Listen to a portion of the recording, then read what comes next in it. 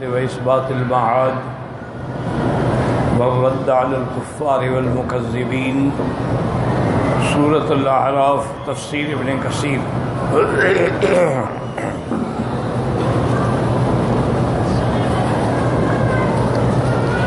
الحمد للہ رب العالمین والصلاة والسلام على اشرف الانبیاء وسید المرسلین سیدنا محمد وعلى آلہ واصحابہ اجمعین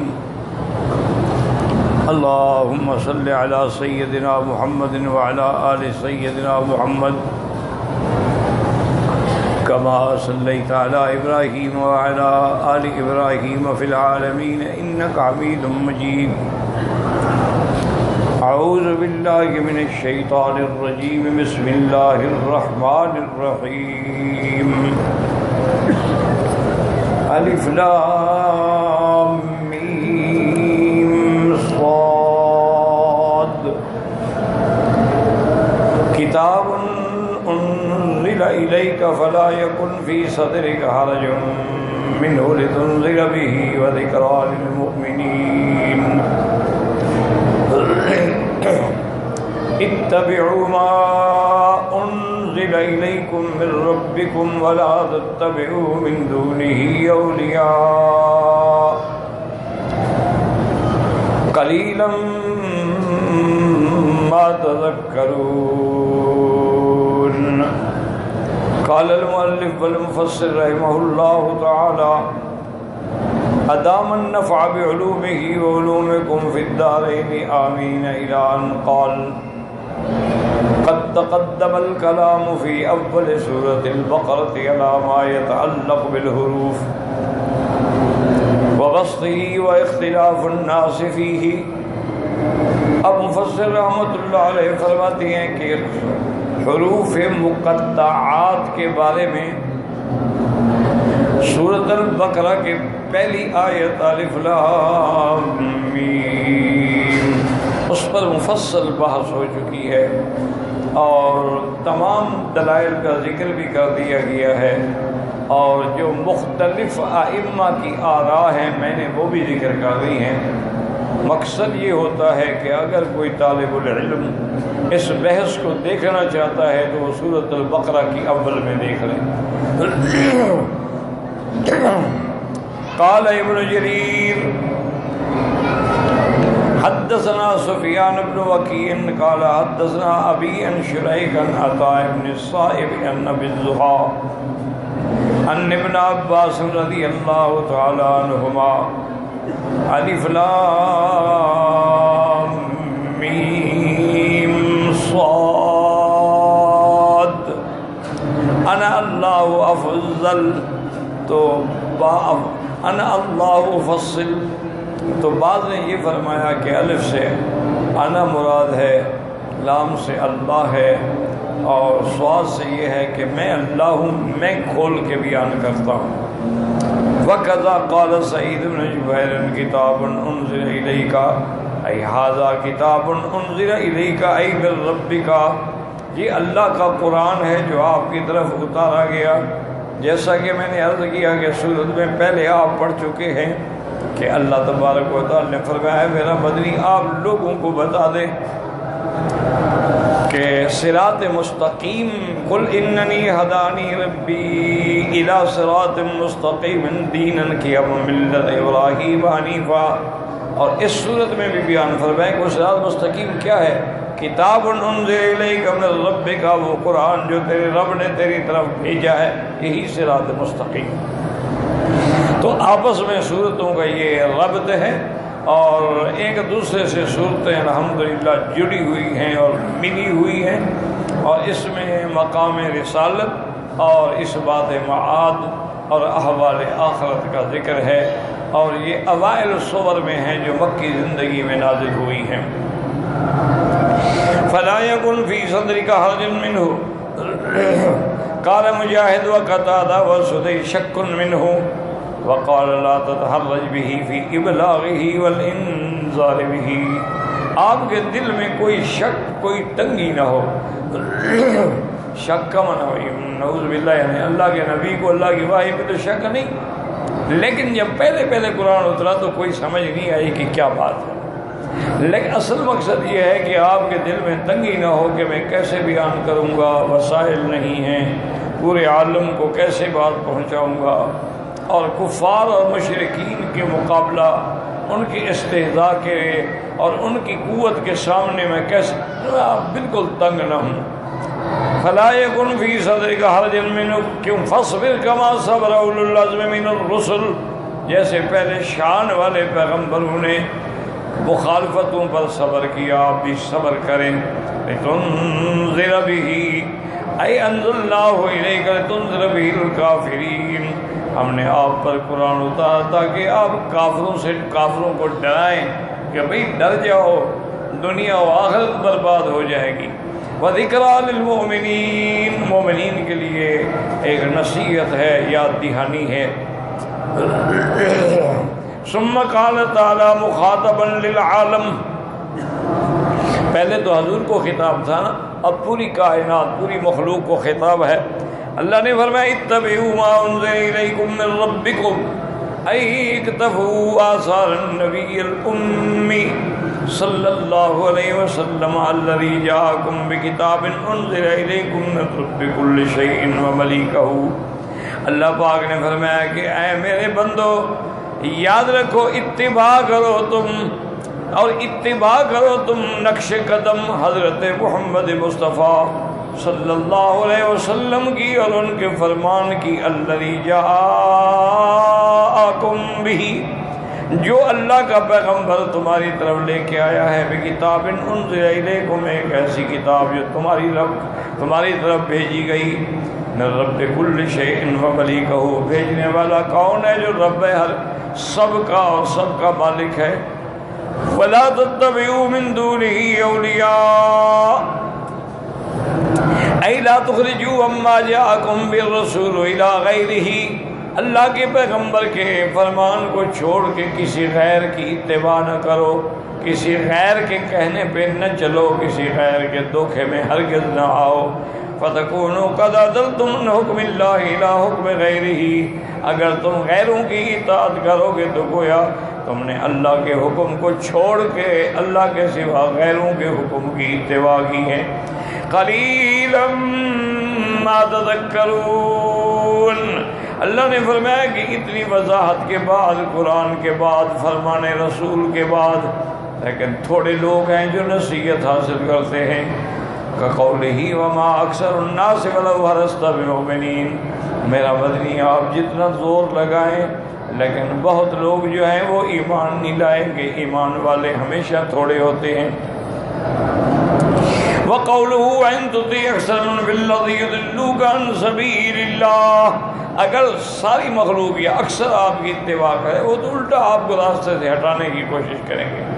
اسی طرح فرمایا وَمَا يُؤْمِنُ أَكْثَرُهُم بِاللَّهِ إِلَّا وَهُم مُشْرِكُونَ، اور نہیں بہت لوگ ایمان لانے والے ہیں مگر وہ ایمان کے باوجود اللہ کے ساتھ شرک کرتے ہیں، کلمہ بھی پڑھتے ہیں، نمازیں بھی پڑھتے ہیں، اور غیر اللہ کی مدد بھی مانگتے ہیں، غیر اللہ کی نظر نیاز بھی دیتے ہیں، غیر اللہ کو سجدہ بھی کرتے ہیں، تو گویا وہ ایمان کے باوجود مشرک ہیں۔ اور اس کے بعد اب تحدید اور تخویف کا دور آیا۔ وَكَم مِّن قَرْيَةٍ أَهْلَكْنَاهَا فَجَاءَهَا بَأْسُنَا بَيَاتًا أَوْ هُمْ قَائِلُونَ فَمَا كَانَ دَعْوَاهُمْ إِذْ جَاءَهُمْ بَأْسُنَا إِلَّا أَن قَالُوا إِنَّا كُنَّا ظَالِمِينَ فَلَنَسْأَلَنَّ الَّذِينَ أُرْسِلَ إِلَيْهِمْ وَلَنَسْأَلَنَّ الْمُرْسَلِينَ فَلَنُقُصَّنَّ عَلَيْهِمْ بِعِلْمٍ وَمَا كُنَّا غَائِبِينَ يقول تبارك وتعالى وكم من قرية أهلكناها أي بمخالفة رسلنا وتكذيبهم فأعقبهم ذلك خزي الدنيا موصولا بذل الآخرة۔ اللہ نے فرمایا کتنے بستی والے لوگ ہیں ان کو ہم نے ہلاک کیا، کیوں؟ بے مخالفت رسلنا، کہ ہمارے رسولوں کی مخالفت کی، ہمارے پیغمبروں کو جھٹلایا، نتیجہ یہ نکلا کہ ان کو دنیا کی بھی رسوائی اور ساتھ آخرت کی بھی ذلت نصیب ہوئی. کما قال تبارک و تعالی ولقد استهزئ برسل من قبلک فحاق بالذین سخروا منهم ما كانوا به يستهزئون. میرے محبوب آپ سے پہلے جو پیغمبر گزرے ان سے بھی قوموں نے استہزاء کیا. نتیجہ کیا نکلا؟ فحاق بالذین سخروا منهم. پھر جو مذاق اڑانے والے تھے ان پہ اللہ کا قہر نازل ہو گیا بس سبب اس مذاق اڑانے کے کہ پیغمبروں کا مذاق اڑاتے ہو.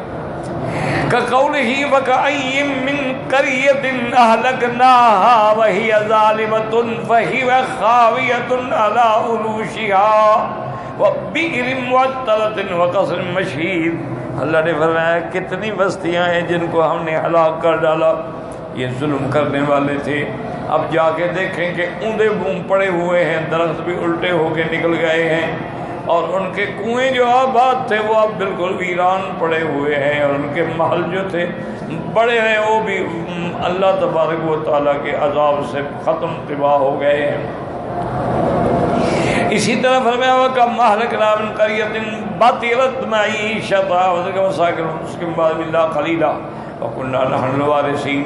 اور کتنی بستی والے ہیں جن کو ہم نے اتنا دولت دی کہ وہ پھٹ پڑے, کثرت سے مال ملا, اور لیکن نتیجہ کیا نکلا کہ بھئی نہ اللہ کی نافرمانی کی تو اللہ نے ہلاک کر. فَتِلْكَ مَسَاكِنُهُمْ, یہ ان کے گھر ہیں, یہ ان کے محل ہیں, یہ ان کے نشان ہیں. پھر ان میں کوئی رہنے والا بھی نہ آیا, اور ہر چیز کا وارث اور مالک اللہ تبارک و تعالیٰ ہے. اسی طرح یہاں فرمایا فَجَاءَهَا بَأْسُنَا بَيَاتًا أَوْ هُمْ قَائِلُونَ أَيْ فَكَانَ مِنْهُمْ مَنْ جَاءَ مِنَ اللَّهِ وَبَأْسُهُ يَنْكُثُ بَيَاتًا لَيْلًا. مفسر فرماتے ہیں کہ ان میں کچھ لوگ ایسے تھے کہ جن پہ اللہ کا عذاب آیا, اللہ کی پکڑ آئی, اور وہ رات میں بڑی میٹھی نیند سو رہے تھے. او ہم قائلون من قیلولۃ الاستراحۃ وسط النہار, یا دوپہر کو قیلولہ کر کے آرام کر رہے تھے, عذاب آیا. وقل وقتین وقت غفلت ولہوۃ, چونکہ یہ دونوں وقت جو ہیں غفلت کے ہوتے ہیں, رات کو بھی نیند ہے اور دوپہر کو بھی بندہ سویا ہوا ہے تو کسی چیز کا فکر ہی کوئی نہیں نا, اسی وقت عذاب آ گیا.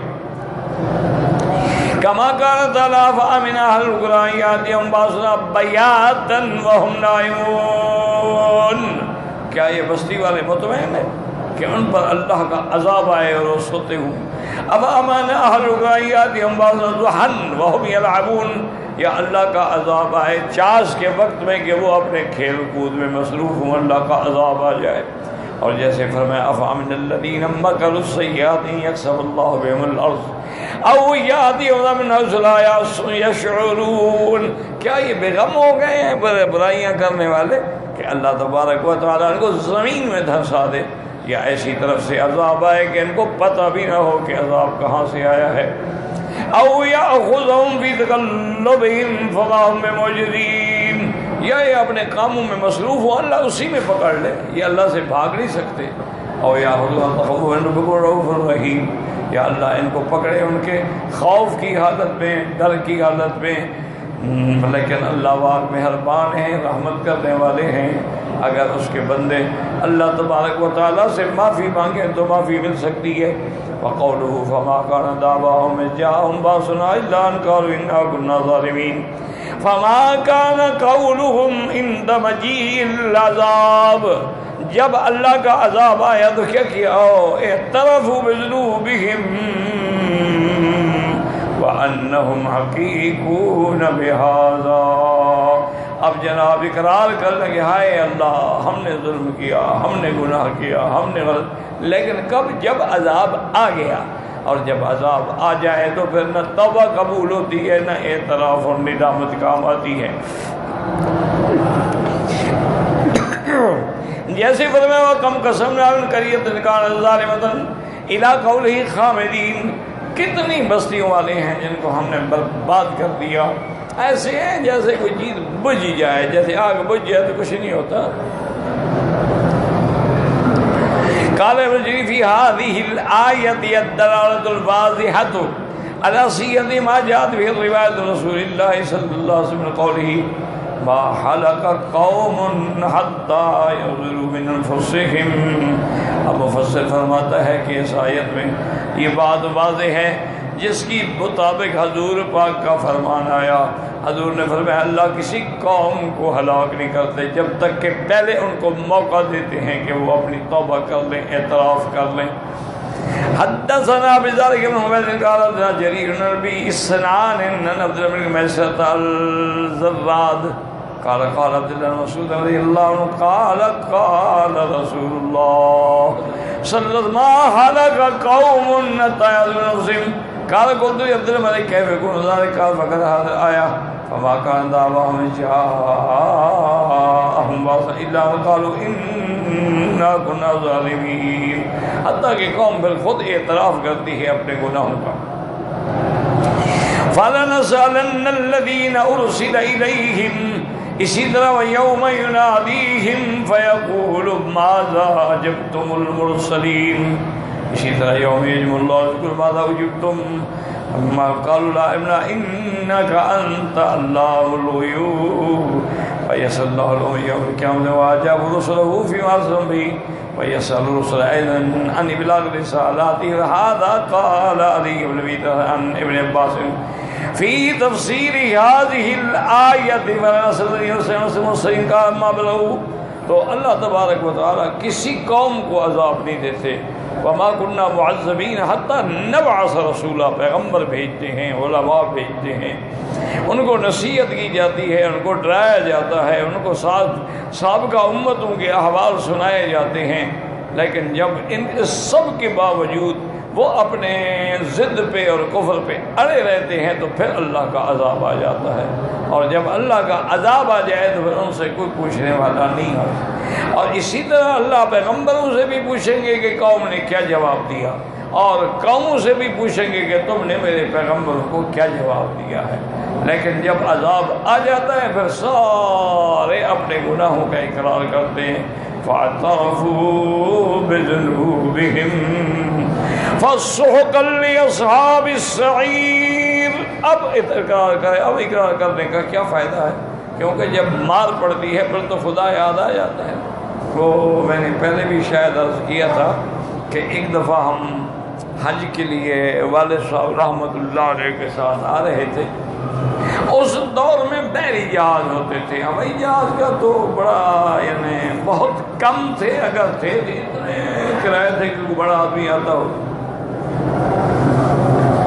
تو بحری جہاز میں الحمدللہ ثم الحمدللہ والد صاحب مجھے یاد ہے مسجد بنی ہوئی تھی، اس میں حضرت جماعت بھی کرواتے تھے اور فجر کی نماز کے بعد درس بھی دیتے تھے. تو وہ جو راستہ تھا نا جہاں ہمارا یعنی بستر لگے تھے، راستے میں ایک شیعہ کا کوئی بالکل کٹر قسم کا ملنگ جو تھا نا اس کی بھی چارپائی تھی. وہ دیکھتا نا یہ مولوی نماز پڑھنے جا رہے ہیں، پھر نماز کے بعد درس ہو رہا ہے، پھر واپس آ وہ ہمیں دیکھتا تو فوراً نعرے لگاتا یا علی مدد، مولا علی مدد، یعنی ہمیں چڑھانے کے. اب چپ کر کے چلا جاتے بھی اب جہاز میں کوئی لڑائی تو نہیں ہے نا. اللہ کی شان یہ ہے کہ جہاز جو ہے ایک ایسا منطقہ آتا تھا جب ہم آتے تھے نا کراچی سے جدہ کے لیے یا بمبئی سے جدہ کے لیے، تو راستے میں ایک جگہ ہے جہاں بالکل سارا سال جو ہے سمندر میں طوفان ہوگا. تو انہوں نے اعلان کیا کہ بھی ہر آدمی اپنی جگہ پر بیٹھے اور بلا ضرورت حرکت نہ کرے کہ ابھی آدھے گھنٹے کے بعد ہمارا جہاز جو ہے طوفان سے گزرے گا. وہ جب جہاز آیا نا جی طوفان میں، وہ تو کوئی طوفان پتہ نہیں کیا بلا تھا، اتنا بڑا جہاز جس میں کم از کم 3 یا 4 ہزار آدمی سوار تھے. ایسے معلوم ہوتا تھا کہ جیسے ایک چھوٹا سا لکڑی کا ٹکڑا ہو رہا ایسے گھوم رہا. اور اتنا اس نے طوفان نے ہلایا نا جی کہ جو دائیں طرف کا سامان تھا نا وہ بائیں آ گیا، بائیں والا دائیں جا پڑا. ہر کوئی پکڑے ہوئے بیٹھا ہوا ہے. اب اس وقت بچے تھے تو ہم جناب ہمیں اللہ کی شان ہے کہ وہ چکر بھی نہیں آتے تھے، اب شاید بڑھاپے میں وہی عذاب بھگت رہے ہیں۔ اللہ ہر کسی کو شفا دے۔ تو بہرحال وہ جناب پھر اب جب ہم اس کے ساتھ گزرے تو وہ چپ بیٹھا ہوا ہے، یا اللہ یا اللہ۔ نے کہا حضرت علی کو نہیں بلایا؟ یا حضرت علی طوفان میں نہیں آتے؟ جہاز بعد میں جب گزرے گا پھر تشریف لائیں گے۔ وہ کہتا جاؤ یار چھوڑو، حضرت علی نے کیا مدد کرنی ہے، مدد تو اللہ کرتا ہے۔ میں نے کہا اب چونکہ ڈوبنے کا وقت آ گیا نا، اب سب کچھ بھول گیا۔ تو ہمیشہ یہ قاعدہ ہوتا ہے کہ جب آدمی پر اللہ نہ کرے عذاب آتا ہے، تکلیف ہوتی ہے، بڑے بڑے منکرین خدا کو بھی کہنا پڑتا ہے کہ یا اللہ تیرے سوا کوئی۔ تو اس لیے اللہ نے فرمایا اب اعتراف کرے۔ اب اعتراف کا کیا فائدہ ہے؟ ہم نے تو موقع دیا، پیغمبر بھیجے، رسول بھیجے، قرآن بھیجا، کتابیں بھیجی۔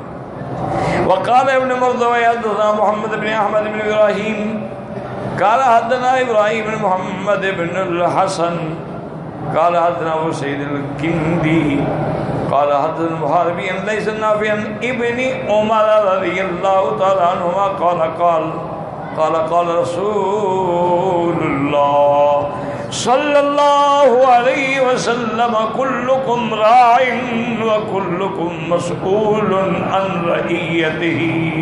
حضور نے فرمایا ہر آدمی جو ہے وہ نگہبان ہے، اور ہر آدمی جو ہے اپنی رعیت کے بارے میں سوال کیا جائے گا۔ یعنی ہر آدمی جو ہے اس کے بیوی ہیں، بچے ہیں، نوکر ہیں، مولا، سب کے بارے میں اللہ ان کو سے قیامت میں سوال کریں گے کہ تم تو تہجد پڑھتے تھے لیکن بیوی بھی نماز پڑھتی تھی کہ نہیں؟ تم نے اولاد کے بارے میں کیا کیا؟ اگر کوئی مل آنر ہے، فیکٹری والا ہے، کارخانے والا ہے، تو کیا تمہارے مزدور نماز پڑھتے تھے؟ کیا تمہارے ملازم نماز پڑھتے تھے؟ ان کے لیے تم نے کیا انتظام؟ وہ قیامت میں ان کے بارے میں بھی پوچھا جائے گا کہ ان کو تنخواہ دے کے تم کام لے سکتے ہو تو اللہ کا کام نہیں لے سکتے۔ ماشاء اللہ ثم ماشاء اللہ، یعنی آپ حیران ہوں گے کہ ہندوستان جو دار الکفر ہے، وہاں اتفاق سے میں گیا، بمبئی کا علاقہ، باندرا کا علاقہ مشہور ہے، وہاں گیا تو واپس آ رہا تھا دوسرے دن، تو میں نے کہا بچوں کے لیے کوئی شاپنگ واپنگ کر لوں۔ بچے تو جتنا بھی ہو نا پھر بھی کہتے ہیں نا بھی کیا لائے۔ تو ایک بہت بڑا شاپنگ پلازا تھا، اس کے اندر ہم چلے گئے۔ ماشاءاللہ جو چیزیں ہم نے خریدنی تھی نا وہ بھی ساری وہاں موجود تھی۔ میں نے ان سے کہا کہ بھئی مجھے وضو کرنا ہے، تو آپ کے ہاں آپ کے اس پلازے میں کوئی واش روم کوئی انتظام ہے؟ انہوں نے کہا بالکل انتظام ہے۔ ایک آدمی ان کا آیا، مجھے لے کے وہ تیسری یا چوتھی منزل تھی، اوپر چلا گیا۔ ماشاءاللہ بہترین مسجد بنی، بہترین نیٹ کلین حمام، اور اس میں انڈین حمام بھی اور انگلش کموڈ بھی، اور وضو کے لیے کھڑے ہو کے وضو کرنے کے لیے بھی انتظام، اور اگر بیٹھے تو کرسیاں بنی ہوئی اس پر بیٹھ کے بھی وضو کرنے کا انتظام۔ مسجد میں قالین بچھا ہوا ہے، مصلے بچھے ہوئے ہیں، اتنا دل خوش ہوا۔ میں نے پوچھا بھائی، انہوں نے کہا تھا ہمارے جو اس پلازا کے مالک ہیں نا، ان کی حکم ہے کہ نماز کے وقت ہر چیز بند، باقاعدہ امام رکھا ہے، باقاعدہ اذان ہوتی ہے، باقاعدہ جماعت ہوتی ہے، اور جو ملازم 3 دفعہ غیر حاضری کرے اور عذر نہ ہو اس کو نوکری سے نکال دیا جاتا ہے۔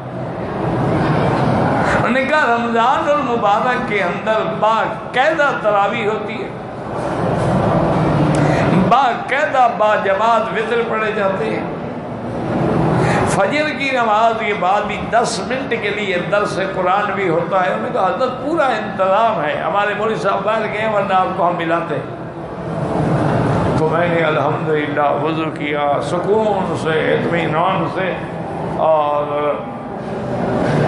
انہوں نے کہا حضرت ابھی مغرب کی اذان میں آدھا گھنٹہ ہے، اگر آج ہمیں آپ نماز پڑھاتے ہیں تو کیا حرج ہے؟ آپ نے بھی تو پڑھ لی ہے۔ اور ایک دفعہ آپ ٹریفک کے ایسے سمندر میں پھنس گئے نا تو انشاءاللہ آپ عشاء کے بعد پہنچیں گے جہاں جانا ہے آپ نے۔ میں نے کہا ٹھیک ہے نماز پڑھتے ہیں، جماعت کیوں چھوڑیں؟ اتنے میں نے کہا بھی میں چیزیں دیکھ لوں۔ انہوں نے کہا جی ہاں ٹھیک ہے، دیکھتے رہے تو اذان ہو گئی، پھر ہم اوپر چلے گئے، سکون سے الحمدللہ نماز پڑھائی، اور اس کے بعد جناب ہم اترے۔ میں نے کہا بھی ان چیزوں کا ساری پیک ہو چکی تھی ماشاءاللہ، تو میں نے کہا ان کا بل بناؤ۔ انہوں نے کہا حضرت بل تو ان کا نہیں ہے۔ میں نے کہا بھائی کیوں نہیں، وجہ کیا؟ انہوں نے کہا جی مالک صاحب اسی لیے چھپ گئے، نماز انہوں نے آپ کے پیچھے پڑھی ہے، لیکن انہوں نے کہا مکی صاحب سے بل نہیں لینا، چاہے میرا سارا پلازہ بھی لے جائیں۔ میں نے کہا دیکھیں بات سنو، تمہارا مالک سخی ہے، اللہ اس کو جزائے خیر دے، لیکن میں بلوچ اور ضدی آدمی ہوں، میں بغیر پیسے کے بالکل نہیں لوں گا۔ پڑھا رہے تمہارا السلام علیکم نہیں لیا الحمدللہ۔ میں سودا لینے آیا تھا کہ ہدیہ لینے آیا تھا؟ یہ تو شریعت میں حرام ہے۔ ہدیہ وہ ہوتا ہے کہ آدمی کے من غیر طمع ولا اشراف نفس، طمع بھی نہ ہو اور نفس در متوجہ بھی نہ ہو، اور کوئی ہدیہ پیش کر دے ٹھیک ہے قبول کرو، سنت ہے۔ میں تو سودا لینے آیا ہوں۔ انہوں نے کہا جی بہرحال ہم تو پیسے نہیں لے سکتے۔ انہوں نے کہا ٹھیک ہے نہ لیں، میں بھی چیزیں نہیں لے سکتا۔ ہم چلے آئے، بہرحال دوستوں نے کہا حضرت پھر کسی اور پلازے سے، میں نے کہا جی آپ چھوڑو، سب جگہ یہی ہوگا، ہم لیتے ہی نہیں، اچھا ہوا جان چھوٹ گئی۔ بچے پوچھیں گے میں کہوں گا گیا تھا بس۔ اچھا وہ بھی کوئی ماشاءاللہ اتنا سمجھدار آدمی تھا، اللہ اس کو جزائے خیر دے، اس کو مال میں برکت عطا فرمائے۔ میں جب ہوائی جہاز میں سوار ہو گیا تو ایئر ہوسٹس نے مجھے اتنا بڑا پیکٹ اٹھا کے دیا، انہوں نے کہا حضرت وہ جو کپڑے آپ چھوڑ آئے تھے نا، انہوں نے کہا اب تو آپ کو خیال نہیں ہے نا کہ ہدیہ ملے گا، اب آپ کو خیال نہیں، اب ہدیہ قبول کرو۔ انہیں جہاز میں پہنچا دیا۔ میں نے کہا بی بی اللہ تجھے بھی جزا دے، میرے لیے تو پھر مسئلہ ہے کہ میں ریاض اتروں گا جہاز سے، پھر جدے والے جہاز میں بیٹھوں گا، اتنا بڑا پیکٹ میرا کوئی چاچا اٹھائے گا، میں یہ سامان لے کے پھرتا ہوں، مجھے نہیں چاہیے۔ انہوں نے کہا اچھا جی ہم آپ کو جدے پہنچائیں گے، سلام، ہم انتظام خود کریں گے، اگلی فلائٹ پہ میں خود کسی ایئر ہوسٹس کو دے دوں گی، وہ آپ کو جدہ ایئرپورٹ کے اتر کے کلیئر کرا کے امیگریشن کے باہر پیش کرے۔ میں نے کہا پھر میں لے جاؤں گا انشاءاللہ۔ تو یہ ہے کہ جب عذاب آتا ہے نا جی، پھر آدمی کو ہر چیز بھول جاتی ہے۔ اللہ اللہ اللہ، بڑے بڑے دہریہ، بڑے بڑے کافر مشرک بھی او مائی گاڈ، ان کو بھی اس وقت پھر خدا یاد۔ اللہ نے فرمایا اب یاد کر رہے ہو؟ ہم تو پوچھیں گے، پیغمبروں سے بھی پوچھیں گے۔ فالامام یسأل عن رعیتہ، امام سے پوچھا جائے گا کہ آپ بادشاہ ہیں، آپ نے رعایا کے لیے کیا کیا۔ اسی طرح والرجل یسأل عن اہلہ، اور مرد سے بھی پوچھا جائے گا کہ تم نے اپنے بیوی بچوں کے دین کے لیے کیا کیا۔ والمرأة تسأل عن بیت زوجہا، عورت سے بھی پوچھا جائے گا کہ تم نے خاوند کے گھر کی کس طرح حفاظت کی ہے، کس طرح امانت کی ہے۔ والعبد یسأل عن مال سیدہ، اور غلام سے بھی پوچھا جائے گا کہ تیرے سردار کا مال جو تمہارے ہاتھ میں تھا تم نے اس کو کیسے خرچ کیا ہے۔ قال حدثني ولنسألن المرسلين وهذا الحديث مخرج في الصحيحين من هذا زيادة وقال ابن عباس بقول قصرنا عليهم علم وما كنا غائبين يوزع الكتاب يوم القيامة كما قالوا، قیامت والے دن کتاب رکھ دی جائے گی اور اس میں ہر چیز لکھی ہوگی جو انہوں نے دنیا میں عمل کیا ہے۔ وما كنا غائبين انه يخبر عباده يوم القيامة قالوا، اللہ خبر دیں گے قیامت والے دن اپنے بندوں کو جو تم نے کہا، جو عمل کیا، تھوڑا یا زیادہ ہم سب جانتے ہیں۔ وجلیل وحقیر لأنه تعالی شہید ولا كل شيء، اللہ تبارک و تعالی ہر چیز پہ حاضر ہیں۔ لا یغیب عن شیء، اللہ سے کوئی چیز غائب نہیں۔ فلا یغفل عن شیء بل هو العالم بخائنة الأعين وما تخفي الصدور. اگر تیری آنکھ خیانت کرے اللہ وہ بھی جانتے ہیں، اور جو تو نے دل میں چھپایا ہوا ہے اللہ وہ بھی جانتے ہیں. فرمایا وما تسقط من ورقة إلا يعلمها، جو پتا گرتا ہے اللہ وہ بھی جانتے ہیں.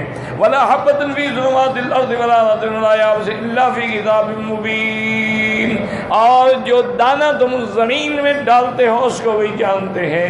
ہر چھوٹی بڑی چیز کو اللہ تبارک و تعالی جانتے ہیں. واللہ تعالی اعلم.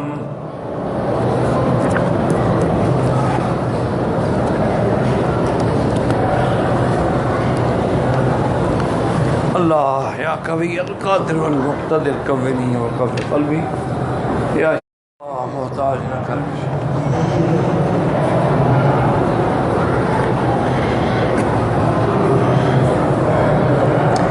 ہمارے دوست کے والد کو ڈینگی وائرس نے کاٹا، اللہ شفا عطا فرمائے.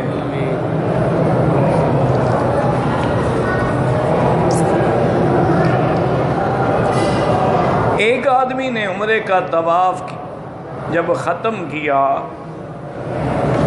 تو عصر کا وقت تھا، نفل نہیں پڑھے، صفا مروہ دوڑا، ٹھیک ہے کوئی بات نہیں.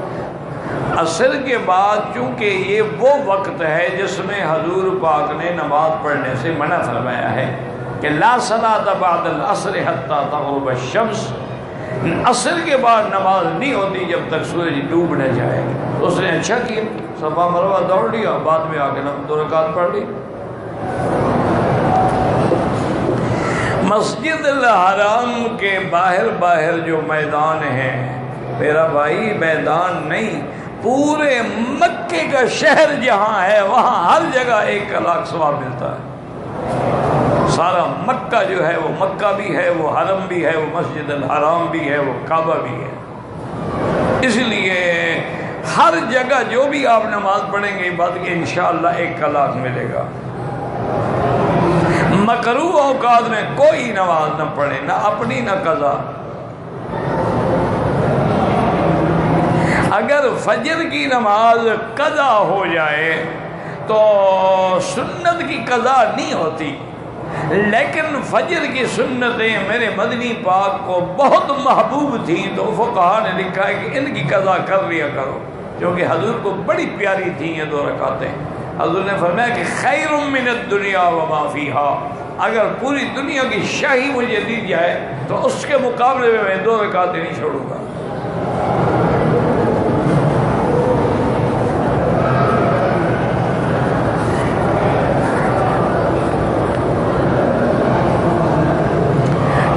ایک آدمی نے پہلا عمرہ کیا، اس نے سر گنجا کیا.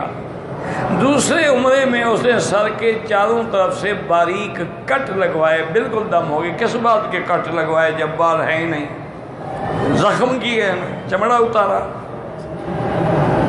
بال ہوں یا نہ ہوں اس طرح پھروانا پڑے گا کہ کٹ لگوانے سے کچھ نہیں ہوتا. کٹ لگوانے سے جرمانے کا نٹ لگ جاتا ہے 1 بکری دم.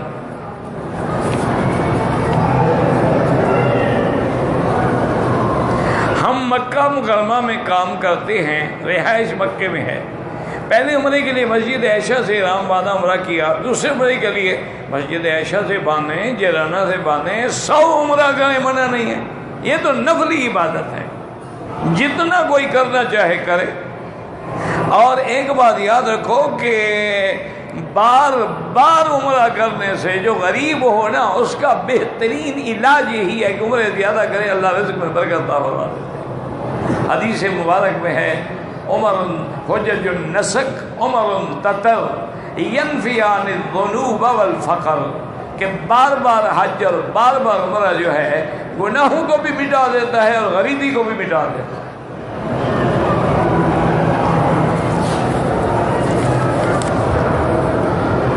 ایک شخص سعودیہ میں کام کرتا ہے، عمرے کے لیے مسجد عائشہ سے احرام باندھتا ہے، عمرہ کرتا ہے. دوسرے عمرے کے مکہ اگر احرام باندھتا ہے، صحیح ہے بھائی، ابھی یہی سوال تو پوچھا ہے، یہی تو بتایا تھا، پھر وہی آ گیا.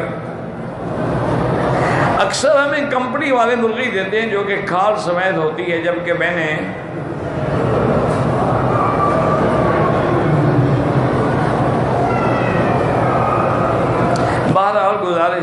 اگر وہ ذبح شدہ ہے تو پھر مرغی کی کھال حرام نہیں ہے. اگر وہ ذبح ہی نہیں ہوئی پھر حرام ہے. وہ جو میں نے آپ کو بتایا تھا وہ مسئلہ تم نے سمجھا ہی نہیں ہے ماشاءاللہ. وہ یہ تھا کہ یہاں ایک رواج ہے جہاں مرغیاں زندہ لے کے ذبح کرتے ہیں نا لوگ کہ بھئی ایک مرغی ذبح کر دو، وہ ذبح کر دیتے ہیں. اچھا پھر وہ کیا کرتے ہیں کہ ذبح کرنے کے بعد فوراً اس کو گرم پانی میں ڈال دیتے ہیں. گرم پانی میں ڈالنے کے بعد پھر مشین پہ گھماتے ہیں تو پر جلدی سے صاف ہو جاتے ہیں. تو یہ غلط بات ہے، چونکہ جب آدمی مرغی کو ذبح کر کے گرم پانی میں ڈالتا ہے تو اس کا وہ دم مسفوح جو ہے واپس اندر چلا جاتا ہے. اس لیے اچھا جو محتاط ہے نا وہ یہ کرتے ہیں کہ ذبح کرنے کے بعد ان کے ایسے برتن بنے ہوئے ہیں اس میں مرغی کو الٹا کر دیتے ہیں، وہ خون بہتا رہتا ہے بہتا ہے، جب بہ جاتا ہے پھر گرم پانی میں ڈال کے صاف کرتے ہیں، وہ ٹھیک ہے.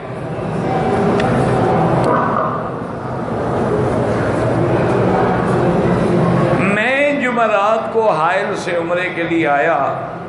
مدینہ منورہ سے میں نے احرام باندھا، عمرہ کیا. پھر میں جمعہ کو جدہ گیا، ہفتے کو پھر واپس مکے آیا. اب مجھے 3 دن ہو گئے ہیں مکے میں پھر عمرہ کرنا چاہتا ہوں. مسجد عائشہ سے کرو، جیرانہ سے کرو. یہ ضروری نہیں ہوتا کہ 3 دن جب تک نہ ہوں عمرہ نہیں کر سکتے. آپ جب جدے گئے تھے وہاں سے احرام پھر باندھ لیتے، ایک عمرہ مفت میں آپ کو مل جاتا. دار التوحید کے سامنے جو عمارتیں بن رہی ہیں ان میں کام کرتا ہوں. ظہر عصر کی نماز بعد میں پڑھتا ہوں. میرا بھائی آواز کی بات نہیں ہے، امام کی آواز تو ٹیلی ویژن کے ذریعے جو ہے وہ پوری دنیا میں سنائی دیتی ہے. جس بلڈنگ میں آپ نماز اسی امام کے پیچھے پڑھتے ہیں کیا صفیں نظر آتی ہیں؟ اگر اگلی صفیں آپ کو نظر آ رہی ہیں پھر تو نماز ہو جائے گی. اگر اگلی صفیں نظر نہیں آ رہی ہیں تو پھر آپ کی نماز نہیں ہو.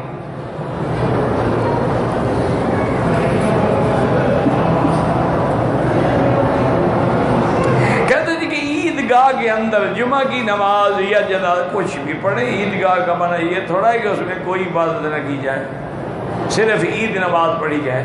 جب عید نماز جائز ہے جمعہ بھی جائز ہے، جب جمعہ جائز ہے جنازہ بھی جائز ہے.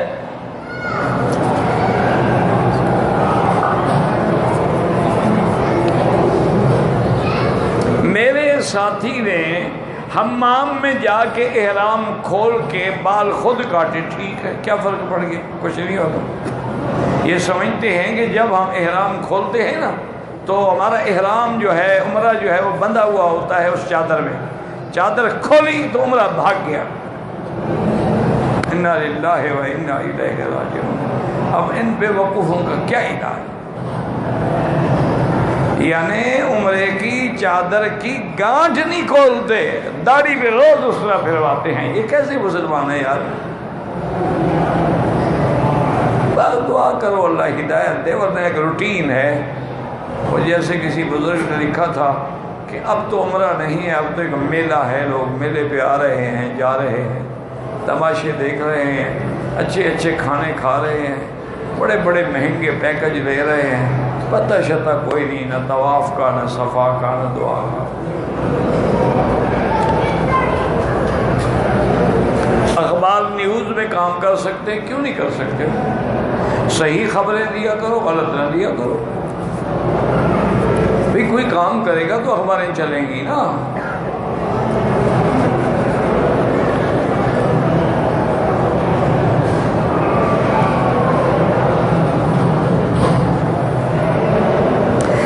میرے سسر کی 2 بیویاں ہیں. ایک بیوی اپنے بیٹے کے ساتھ حج کے لیے آئے، خامن سے نہیں پوچھا لیکن آ گئی. خامن ناراض ہے، اللہ اس کو ہدایت دے. ویسے اس نے غلطی کی، اس کو خامن کی اجازت لینی ضروری تھی. اس کی اجازت لینے کے بعد وہ بیٹے کے ساتھ آتی. بہرحال جو ہو گیا ہے یہ جا کے معافی مانگیں اور خاندان کے بزرگ اس کو بھی سمجھائیں کہ بھئی حج پہ بھی گئی تھی نا، کوئی گناہ تو نہیں کیا اس نے، معاف کر دو اس کو.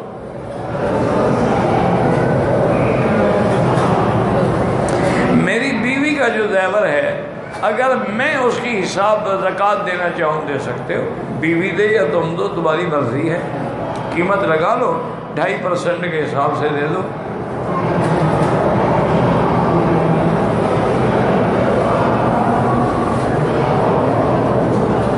میں بھی جو کچھ کماتا ہوں والد کو دیتا ہوں، ٹھیک ہے، وہ جانے، ان کا کام جانے، پھر وہی زکوٰۃ کے ذمہ دار ہیں۔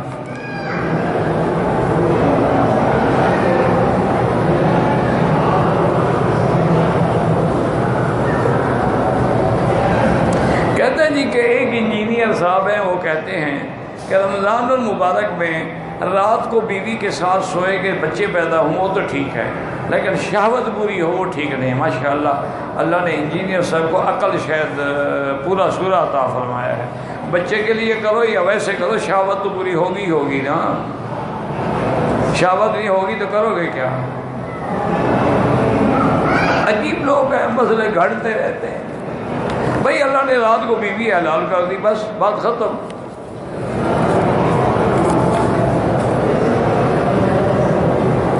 جب بھی نماز ختم ہوتی ہے بعد میں آنے والے نماز دوسری نماز کرتے ہیں جس کی بھائی ایک یہ ہے کہ اگر امام کی داڑھی نہ ہو نماز تو ہو جائے گی، صلو خلف کل بر و فاجر، ہر نیک اور برے کے پیچھے نماز ہو جاتی ہے، لیکن داڑھی منڈے کے پیچھے پڑھا نہ کرو اور نہ ان کو کبھی امام بنایا کرو۔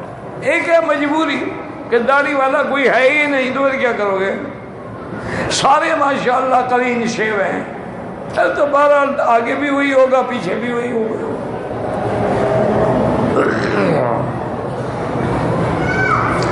سور کا معنی ہوتا ہے جیسے سینگ ہوتا ہے، آپ نے دیکھا نا شیعہ ملنگ سینگ لے کے پھونکتے رہتے ہیں، ایسے اللہ نے بھی ایک بہت بڑا سور ہے جو زمین سے لے کر آسمانوں تک اس کا طول ہے، اور اس کے اندر سوراخ ہے، اور ہر سوراخ سے اللہ کے حکم سے روح نکلے گی، وَنُفِخَ فِي الصُّورِ، اللہ کا فرشتہ اللہ کے حکم سے اس میں پھونک ماریں گے۔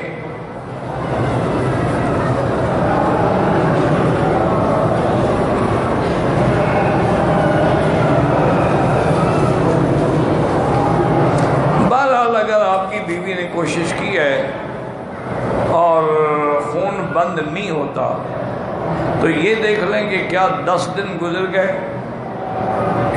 اگر 10 دن گزر گئے پھر بھی خون بند نہیں ہوتا تو پھر استحاضہ ہے، بیماری حیض نہیں ہے، پھر وہ غسل کرے، نماز پڑھے، عمرہ کرے، سب کچھ کرے۔ اور اگر 10 دن نہیں گزرے ہیں اور خون بھی بند نہیں ہوتا ہے پھر فلائٹ تبدیل کرا لیں، 100 ریال لیں گے، فلائٹ بدل دیں گے، بلا وجہ بیوی کو خراب نہ کریں، کیونکہ وہ عمرے میں جائے گی تو جب تک عمرے سے نہ نکلے ہو تو خاوند بھی حلال ہی نہیں، تو اس لیے پھر صبر کرو۔ اگر خون بند ہو جاتا تو آپ اسی حالت میں عمرہ کر لیتے، دم دے دیتے، لیکن بند نہیں ہوا تو اب صبر کرو۔ کہتے جی ہاتھ چومنا تو منع نہیں ہے، ہاتھ چومنا یا پیشانی پہ بوسہ دینا کوئی منع نہیں۔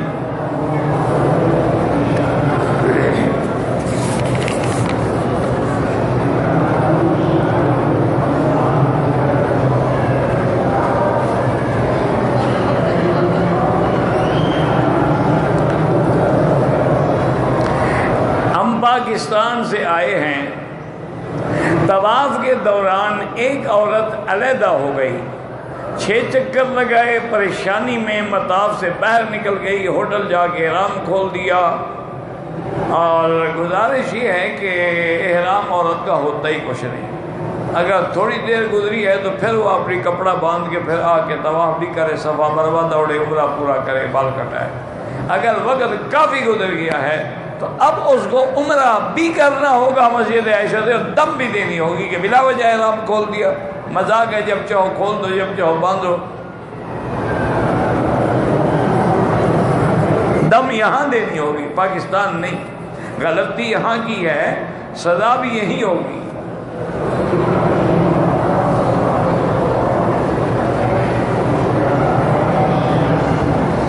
اگر کسی نے فرض کے تیسرے یا چوتھی رکعت میں سورۃ فاتحہ کے بعد سورت بھی پڑھ لی تو سجدہ سہو ہے احناف کے نزدیک۔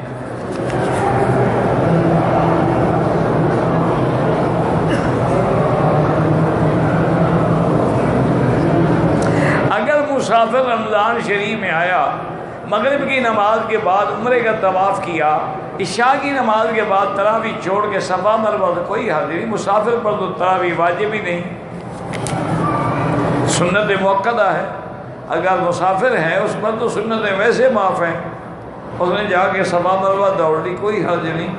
لیکن کوشش یہ کرو کہ رمضان المبارک میں جو تراویح اور نماز کی بہار حرمین میں ہے وہ کائنات میں کہیں نہیں۔ اچھا تراویح 1 گھنٹے میں ختم ہو جائے گی، بعد میں جا کے صفا مروہ دوڑ لو۔ صفا مروہ تو آپ کسی وقت بھی دوڑ سکتے ہیں نا، لیکن تراویح جو ہے وہ تو مؤخر نہیں کر سکتے، وہ تو جماعت ختم ہو جائے گی۔ اس لیے بہتری یہی ہے طواف بھی کرے، اس کے بعد تراویح پڑھے، تراویح پڑھ کے رش بھی نکل جائے گا، سکون سے جا کے صفا مروہ دوڑ لے۔ اب نہ دوڑے تو معاف ہے، نہ پڑھے تراویح تو معاف ہے۔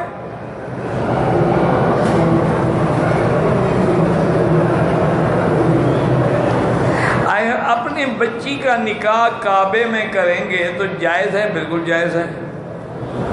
کیوں جائز نہیں ہے؟ یہاں مکہ میں نکاح نہیں ہوتے؟ نہیں، یہاں جو اللہ کی مخلوق رہتی ہے، کیا خیال ہے آپ کے سب بغیر نکاح کے؟ کعبے کے اندر اگر آپ نے نکاح کروانا ہے، نکاح تو ہو جائے گا لیکن خلاف سنت ہے۔ بعض پیسے والے لوگ ہوتے ہیں نا جی، ان کا خیال ہوتا ہے کہ ہم کعبے کے اندر نکاح کروا لیں۔ انا للہ و انا، کچھ بھی نہیں ہوگا۔ بڑا شوق ہے حتیق میں بیٹھ کے کر لو، وہ بھی کعبے کا اندر ہے۔ بھائی لوگ ایک ساتھ تھے، الگ ہونے کے بعد میں نے زمین خریدی ہے، اپنی بیوی کے نام سے، جائز ہے؟ بالکل جائز ہے۔ جب آپ الگ ہو گئے، اپنی کمائی سے ایک جائیداد خریدتے ہیں تو بھائیوں کا کیا تعلق ہے؟ لیکن اپنے نام کراؤ، بیوی کے نام نہ کراؤ، انشاءاللہ بیوی گھر سے نکال دے گی، فکر نہ کرو۔ جب جائیداد اس کے نام ہو گئی نا تو انشاءاللہ بندہ بھی اس کو اور مل جائے گا، اور پھر آپ انشاءاللہ چھٹی پہ اپنے نام رکھو تاکہ مرتے تک بیوی خدمت کرتی رہے، کہ مرنے کے بعد تو جائیداد مل جائے گی نا۔ پہلے تم نے دے دی، پھر کیوں خدمت کرے؟ پاگل ہو گئی ہے۔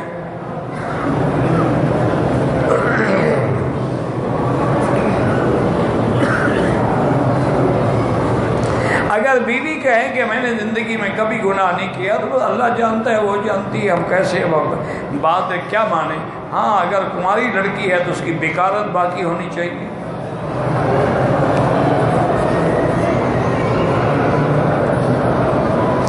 جو انسان ایک دوسرے سے ہم بستر ہوتا ہے اس کے لیے اللہ کا عذاب ہے اور لعنت ہے، اور سزا یہ ہے کہ لوتی فاعل اور مفعول دونوں کو قتل کر دیا جائے، اور بعض علماء کہتے ہیں کہ اونچی جگہ سے گرا کے پتھر برسائے۔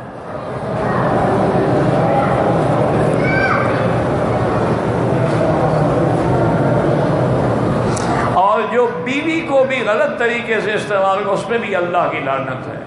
من اتی فی دبر امرأتہ، اگر کسی آدمی نے اپنی بیوی کو الٹے راستے سے استعمال کیا ہے اس پہ اللہ کی لعنت ہے۔ اللہ کی لعنت سے بڑا گناہ کوئی ہے؟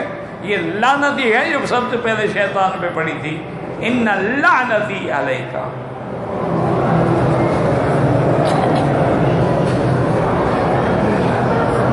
حجر اسود کے بعد مقام ابراہیم ہے، اس کا مطلب کیا ہے مجھے نہیں پتا، اس سوال کا مطلب کیا ہے؟ حجر اسود ادھر ہے، مقام ابراہیم ادھر ہے، پاس کیسے ہے؟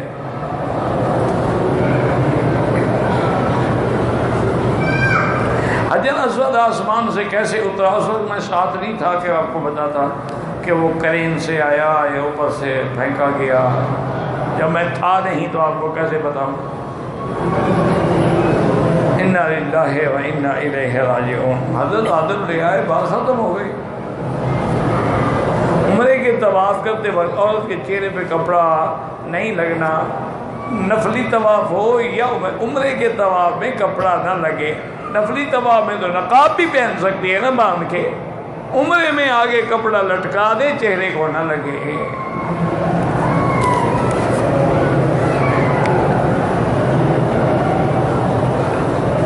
اگر میں نے امام کے ساتھ فرض نماز تو نہیں پڑھی، تراویح پڑھ سکتے، یہ کیا ضروری ہے کہ جس کے پیچھے فرض پڑھو اسی کے پیچھے تراویح پڑھو؟ یہ کوئی نیا مسئلہ ہے؟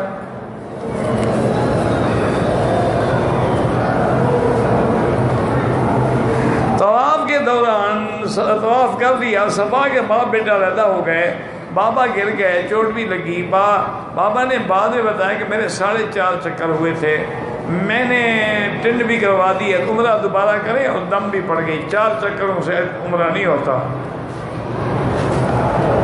پہلے عمرہ کریں یا پہلے دم دیں، وہ کوئی مسئلہ نہیں ہے۔ اگر ایک آدمی صفا مروہ دوڑتے ہوئے تھک جائے تو کیا آرام کر سکتا ہے؟ بالکل کر سکتا ہے، بیٹھ جائے 15 منٹ 20 منٹ آدھا گھنٹہ بیٹھ کے پھر شروع کر دے۔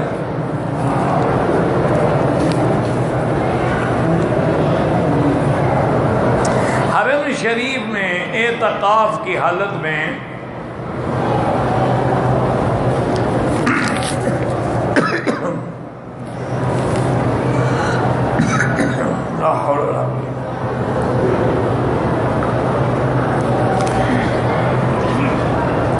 ٹیلی فون کر سکتا ہے، ہاں جی کر سکتا ہے، لیکن کوئی ضروری ہو، یہ تو نہیں نا کہ کس سے کہانیاں کرتا رہے، کوئی ضروری فون آ گیا بات کر لو، ورنہ اللہ کا ذکر کرو۔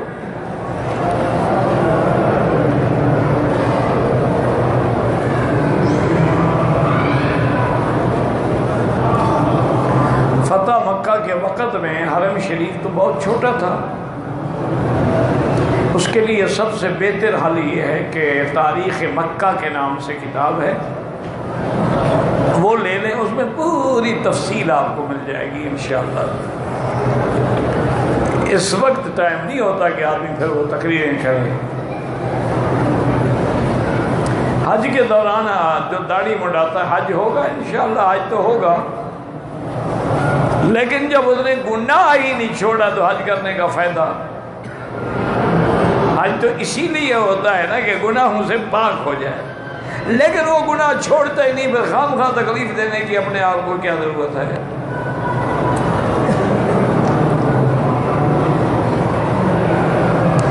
اذان کے دوران بات کر سکتا ہے، بالکل کر سکتا ہے، اور ساتھ اذان کا جواب بھی دیتا جائے، یعنی جیسے مؤذن کہ اللہ اکبر یہ بھی کہے اللہ اکبر، بات بھی کر سکتا ہے۔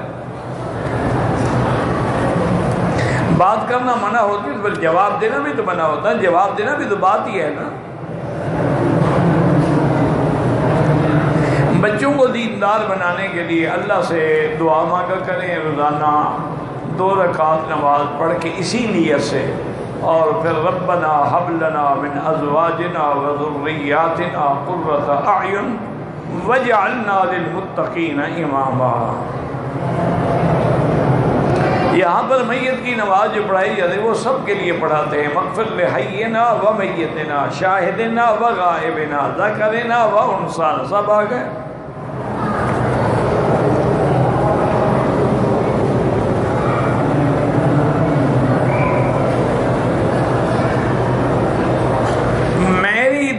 رمضان کو جانا ہے عمرے کرنے کے لیے، اسے آگے دوا لے لیں یا اپنا پہلے عمرہ کر لیں۔ آپ رمضان کے آتے ہی عمرہ کر لیں، 2-3 کو آپ کو ماہواری آئے گی نا، آپ یکم کو کر لیں تاکہ رمضان کے عمرے سے تو محروم نہ ہونا، اور اگر دوا کھا کے بند کرنا چاہتے ہیں بند کر دیں۔ کبوتر چوک پر لوگ آتے ہیں کہ جی وہاں سے جو کے دانے اٹھاتے، بس جاہلوں کی بات ہے کہ وہ جو کے دانے لے جاؤ تو بچہ پیدا ہوتا ہے۔ نماز میں مجھے برے خیالات آتے، آنے دو، خود نہ لاؤ، آتے ہیں، اللہ نے معاف کیے ہیں۔ احرام کی حالت میں چہرے پہ نقاب نہ ڈالے، آگے کپڑا ڈال دے، لٹکا دے جیسے گھونگھٹ ہوتا ہے، پردہ بھی رہے اور چہرے کو بھی نہ لگے۔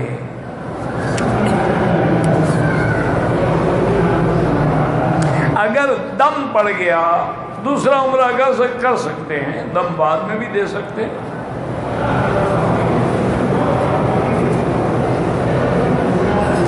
سر مڈانے کے لیے صابن خوشبو والا نہ ہو، سادہ صابن لگا سکتے ہیں۔ ہر طواف کے بعد 2 رکعت واجب الطواف ہے۔ اگر عمرے کے طواف میں بھول کے 7 کے بجائے 8 چکر لگائے کوئی حرج نہیں۔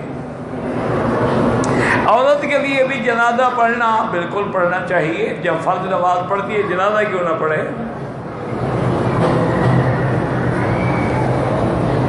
اگر کوئی آدمی احرام پہن لیا لیکن شلوار نہیں نکالا تو دم ادا کرے، واللہ اعلم۔ ربنا تقبل منا انك انت السميع العليم وتب علينا انك انت التواب الرحيم يا حي يا قيوم يا ذا الجلال والاكرام يا حي يا قيوم يا ذا الجلال والاكرام يا حي يا قيوم يا ذا الجلال والاكرام